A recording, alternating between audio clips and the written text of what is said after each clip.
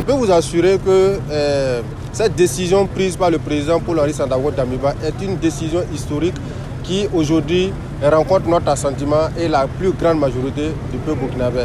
Donc nous nous devons d'être solidaires. Et vous savez qu'également je suis député à l'Assemblée et je ne peux pas me désolidariser donc de cette décision de réconciliation qui fait partie des axes prioritaires de la transition. Donc je suis venu marquer donc mon soutien personnel et également donc le soutien de l'ensemble militaire donc à cette décision prise par les plus autorités. Et nous soutenons cela.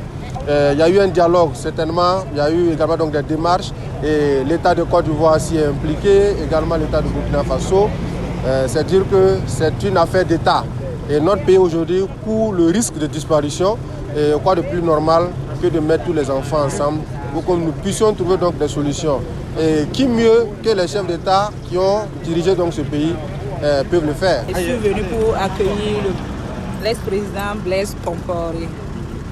J'ai eu le privilège d'avoir l'accès à l'audience ministérielle. Il a atterri devant moi. Vraiment, je suis fière, je suis contente. Vraiment, que la réconciliation soit faite. Vraiment, c'est ce que notre pays la souhaite. Voilà, que la réconciliation, vraiment, c'est le Burkina Faso même qui réclame la réconciliation. Vraiment, je suis très contente de sa venue. Que tout se passe bien avec le président Damiba.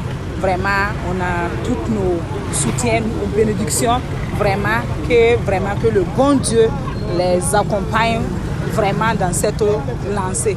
Je suis très ému et je ne sais pas comment exprimer cette joie. Je suis content de voir que le président Compaoré, qui a travaillé 27 ans pour son pays, qui a tout donné quand même, et puis revenir dans sa terre natale.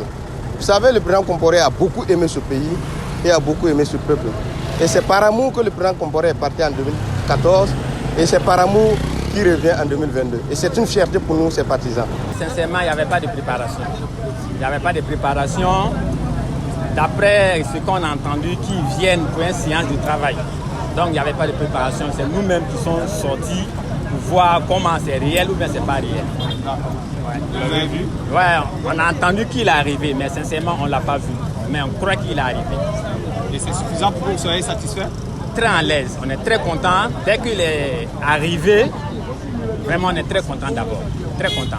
Sincèrement dit, nous, on va saluer d'abord le président Paul-Henri Sandaogo Damiba de l'initiative qu'il vient de prendre pour la réconciliation nationale. Parce que ce qu'on attendait là même, c'était cette réconciliation-là qu'on attendait. Que Dieu n'a qu'à l'aider pour qu'il puisse réconcilier les filles et fils de ce pays. Je pense que si on arrive à avoir la réconciliation dans ce pays-là, tout ce qu'on vit là, Dieu va nous aider à apaiser ça, pour qu'on revive et comme dans les 27 ans. Parce que si les anciens présidents là, se réunissent, chacun va apporter sa contribution. Lui aussi, il apportera ce qu'il a pour pouvoir aboutir à la réconciliation nationale.